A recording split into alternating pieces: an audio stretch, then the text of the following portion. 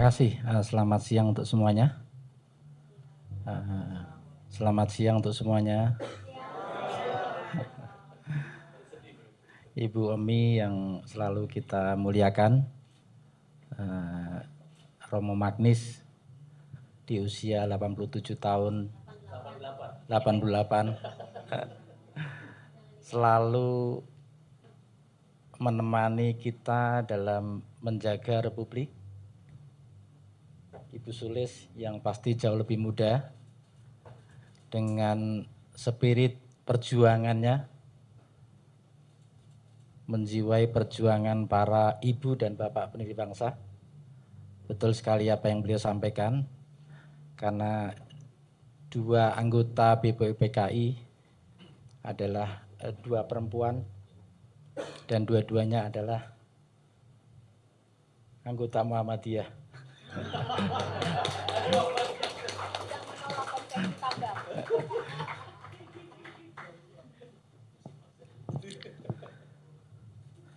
Pada 4 Juli 1845 sampai 6 September 1847 ada seorang filsuf Amerika bernama Henry David Thoreau.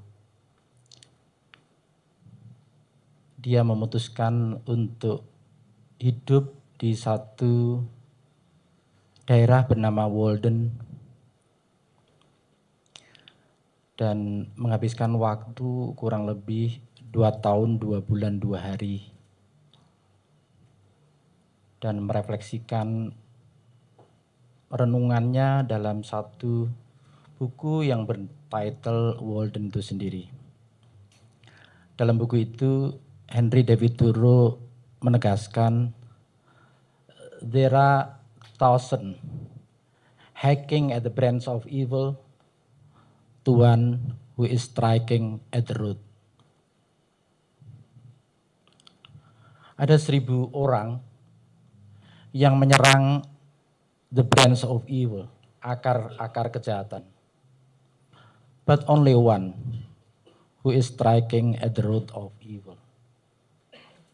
Sementara hanya satu orang yang menyerang akar kejahatan itu sendiri.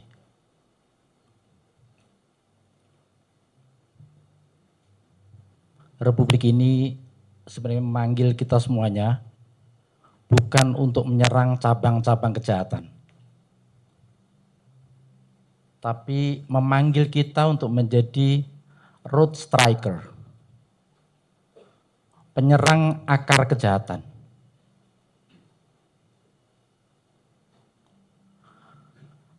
Akar kejahatan itulah yang oleh para filsuf kuno disebut dengan tirani itu sendiri.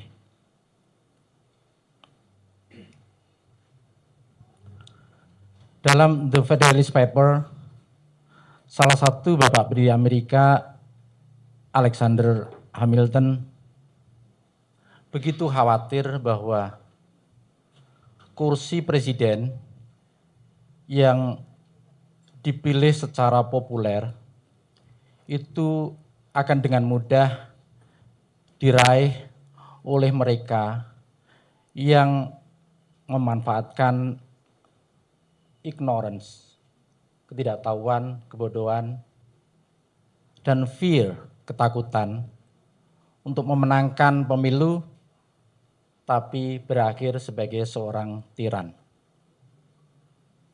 Apa yang dikhawatirkan oleh Alexander Hamilton terjadi di Amerika dengan naiknya Donald Trump tahun 2016 dan membuat demokrasi di Amerika untuk pertama kali dalam sejarah yang begitu panjang mengalami apa yang disebut sebagai the democratic backsliding, kemunduran dan bahkan kerusakan demokrasi. Dan Amerika akhirnya jatuh pada seorang tiran populis.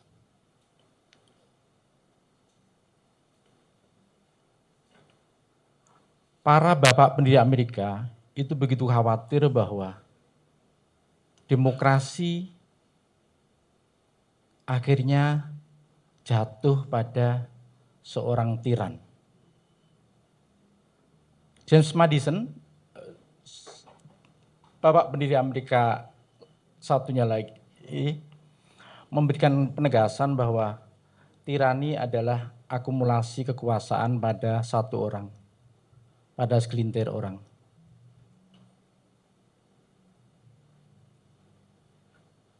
Dan saya ingin memberikan satu penegasan bahwa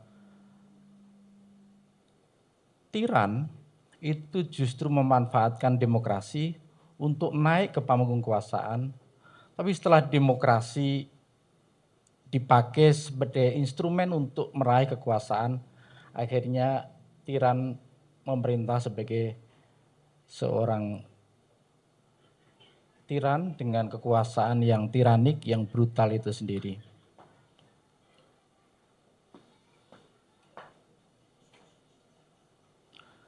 Satu diktum yang dipegang oleh tiran populis adalah he is a governed only by the law of his self-interest. Seorang tiran itu diatur oleh hukum yang menguntungkan dirinya sendiri. Itu diktum utamanya. Karena itu hal-hal lain yang tidak menguntungkan dirinya, maka harus diubah untuk sesuai kepentingan dirinya.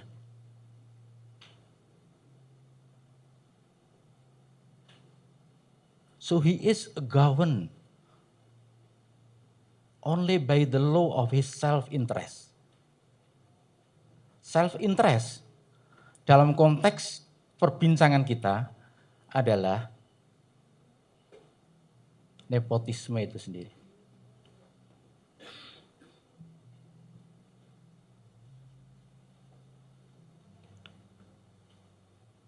Dan kita hidup pada satu momen di mana ingin saya definisikan bahwa we are living in the age of populist leaders.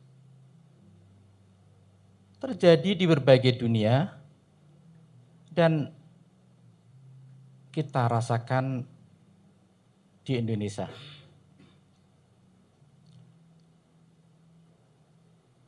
Tiran populis ini dalam konteks hukum selalu menggunakan apa yang oleh Thomas Power sebut sebagai the executive weaponization of law enforcement.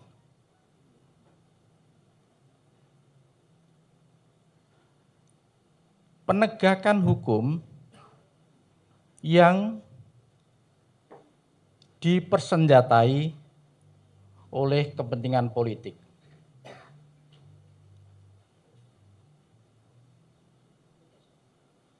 Karena itu ketika saya memperoleh buku terbaru dari dua profesor Harvard, Profesor Stephen Levitsky dan Daniel Ziblatt, Tyranny of Majority,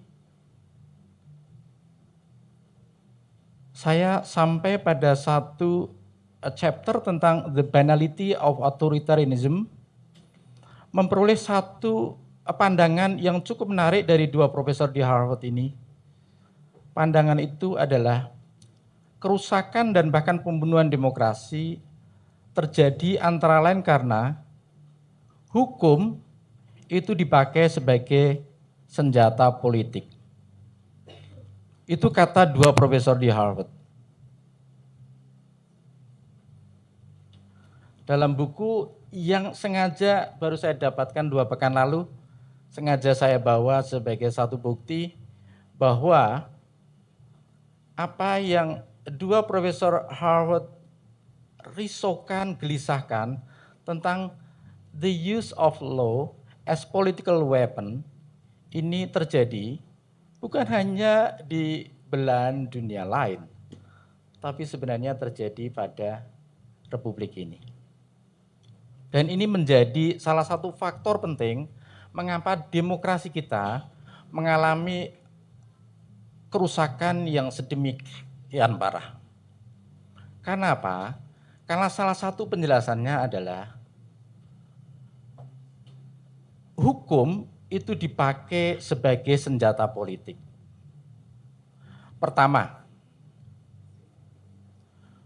hukum itu dipakai sebagai senjata politik, terutama untuk menekan para pesaing politik.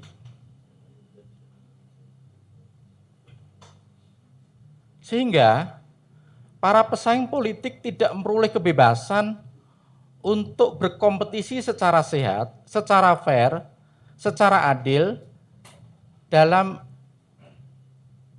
pemilu, dalam kehidupan politik.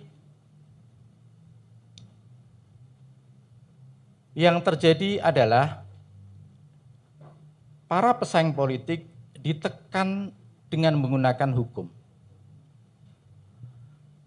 Sementara mereka yang membersamai kekuasaan memperoleh setidaknya proteksi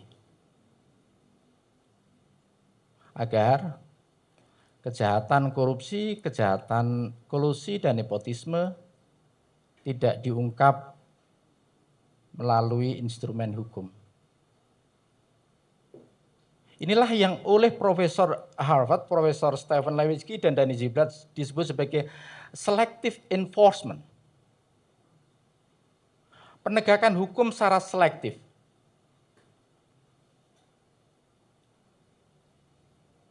Levitsky dan Ziblatt sadar betul bahwa the law enforcement itu memang penting.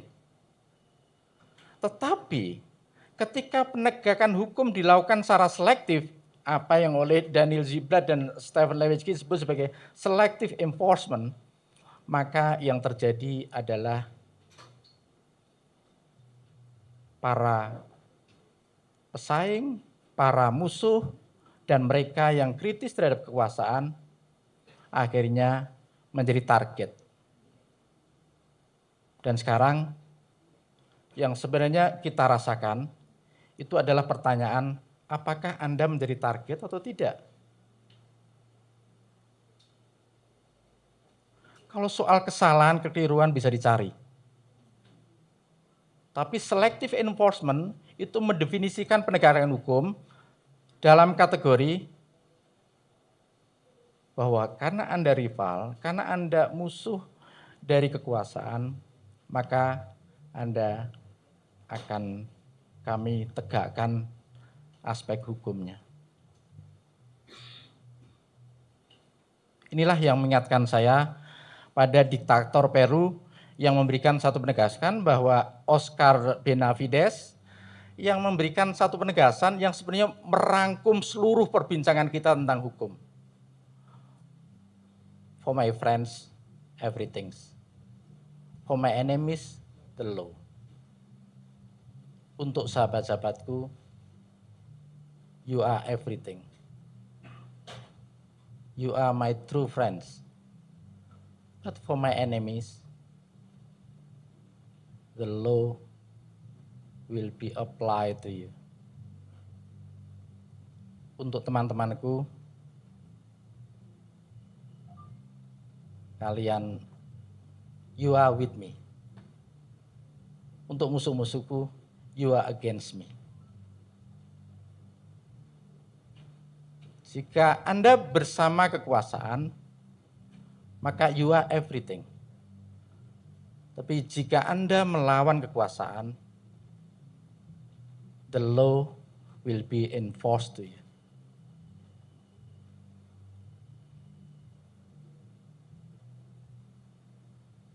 Nah, inilah yang membuat mengapa negara hukum yang dicita-citakan oleh Bung Hatta, yang telah diringkaskan sedemikian tepat oleh Ibu Omi, itu menjadi roboh. Karena apa? Karena Bung Hatta itu satu di antara sedikit ibu dan bapak pribangsa yang menyadari sepenuhnya bahwa jikalau republik demokratis tidak disandarkan pada hukum, maka yang terjadi adalah tirani kekuasaan. Tirani kekuasaan itulah yang dipraktekkan secara brutal oleh penguasa kolonial terhadap kita, leluhur kita. Bung Karno harus mendekam di tanah air sendiri. Bung Hatta harus memberikan pledoi dari Belanda.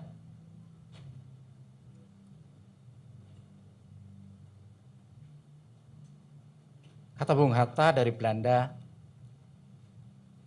hanya ada satu tanah air yang disebut tanah airku. Ia berkembang dengan usaha, dan usaha itu adalah usahaku. Saya ingin menutup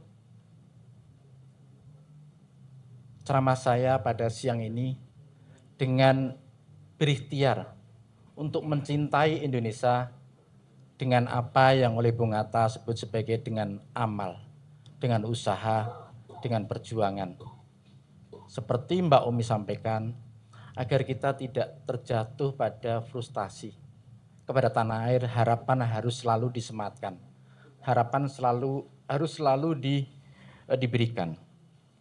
Bagaimana kita menyelamatkan demokrasi dan konstitusi? Pada ranah politik kita memperoleh figur yang telah teruji dalam perjuangan menegakkan konstitusi, menegakkan demokrasi. Kalau Ibu Sulis begitu bangga terhadap perjuangan perempuan, maka saya ingin memberikan satu contoh saja. Bagaimana seorang perempuan berjuang untuk menyelamatkan demokrasi dari bahaya populisme otoriter. Untuk menyelamatkan konstitusi dari apa yang oleh Profesor Mark Tushnet di Harvard Law School disebut sebagai constitutional hardball. Seorang perempuan dan warga negara itu bernama Megawati Soekarno Putri.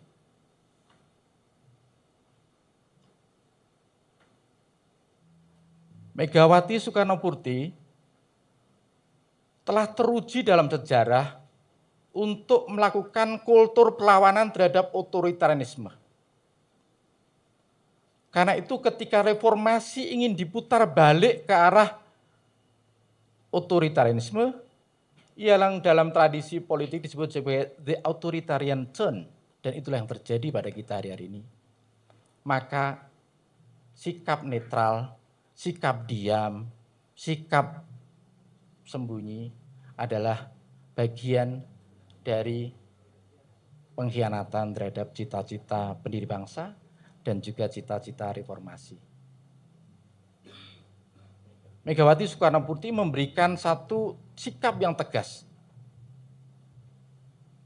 Demokrasi harus dirawat, harus diselamatkan dari bahaya populisme otoriter.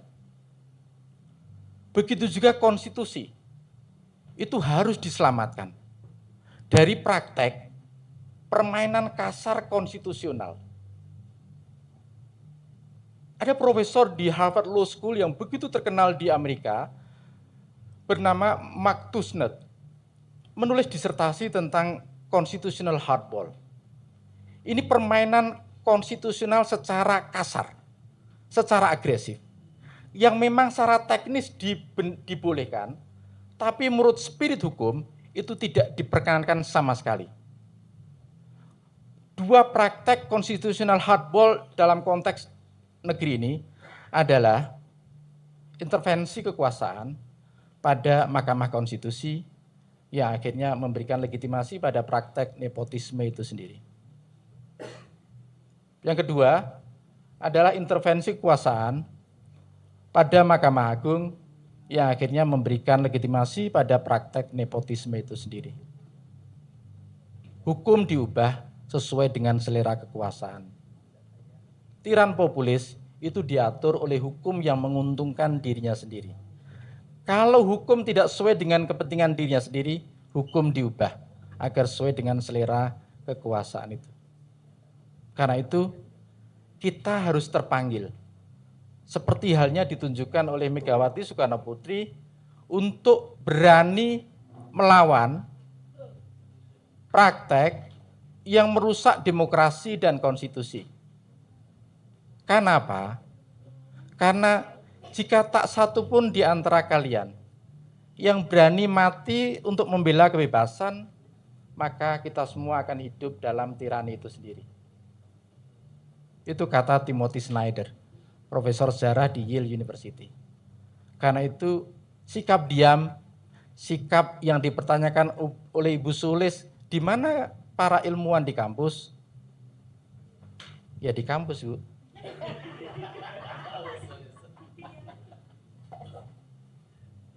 Itu sebenarnya yang juga saya gugat tentang bagaimana intelektual tidak lagi mencintai apa yang oleh Bung Hatta sebut sebagai kebenaran. Dan pangkal utama dari pendidikan karakter, kata Bung Hatta, adalah mencintai kebenaran. Dan berani mengatakan yang salah kepada kekuasaan. Pujian tiada memberi petunjuk, kata Bung Hatta. Karena itu, yang harus kita lakukan adalah mengatakan yang salah kepada kekuasaan. Rusaknya demokrasi, rusaknya konstitusi, rusaknya hukum, itu adalah hal yang salah. Tugas kita adalah mengatakan itu semuanya kepada kekuasaan. Bahwa kekuasaan mendengar atau tidak, itu di luar tanggung jawab kita. Tapi kita sudah menemukan tugas. Kalau kita tidak menunaikan tugas dengan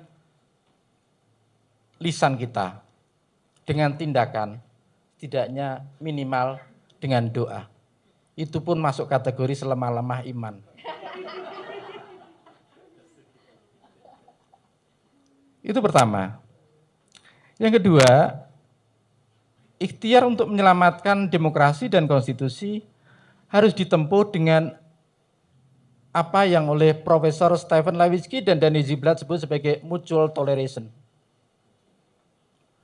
Mutual toleransi ini adalah norma demokrasi yang tak tertulis, tapi dia menjadi penopang agar demokrasi bisa tegak. Karena itu demokrasi itu bukan hanya sebatas aturan, sebatas undang-undang, tetapi harus juga ditegakkan dengan norma demokrasi yang tidak tertulis. Profesor Stephen Levitsky dan Danny Ziblatt menyebut dua norma demokrasi yang tidak tertulis, yang itu penting sekali untuk menegakkan demokrasi kita, menyelamatkan demokrasi kita. Pertama, mutual toleration, toleransi yang timbal balik. Jadi antara mereka yang berada di kekuasaan dan mereka yang di luar kekuasaan harus saling menoleransi.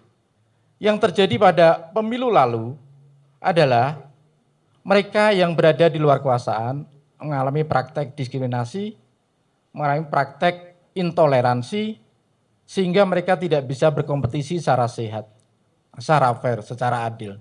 Sementara mereka yang berada bersama kekuasaan memperoleh privilege, political privilege, keistimewaan politik yang membuat mereka bergerak secara leluasa untuk memenangkan pemilu itu sendiri.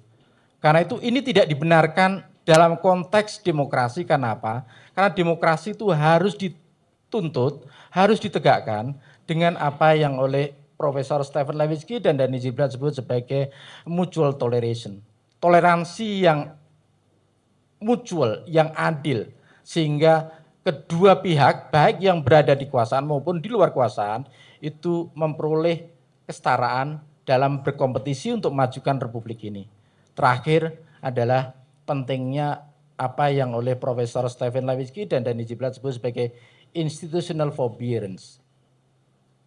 Kesabaran institusional untuk tidak melakukan politik cawe-cawe terhadap lembaga-lembaga lain dalam demokrasi.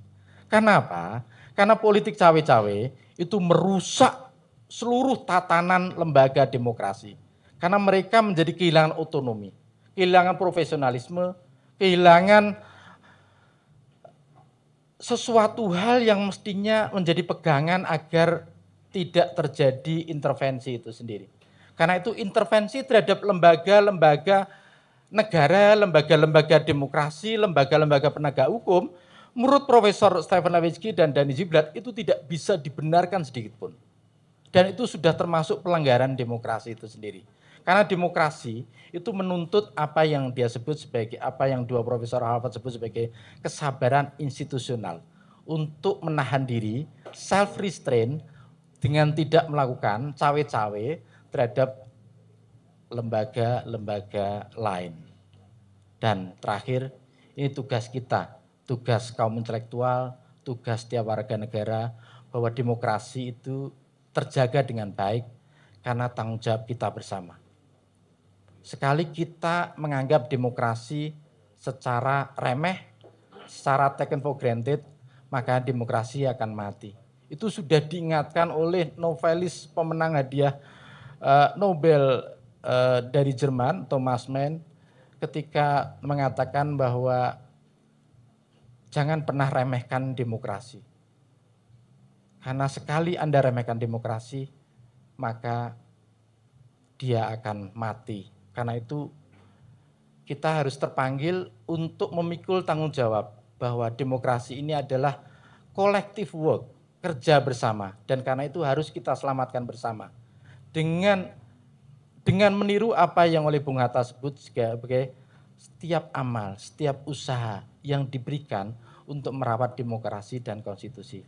Semoga pertemuan siang yang begitu berkah ini adalah ikhtiar kecil untuk mencintai Indonesia dengan amal, dengan usaha, dengan perjuangan.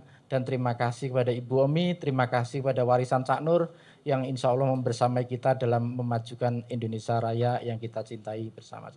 Terima kasih. Baik, terima kasih Mas Sukedi.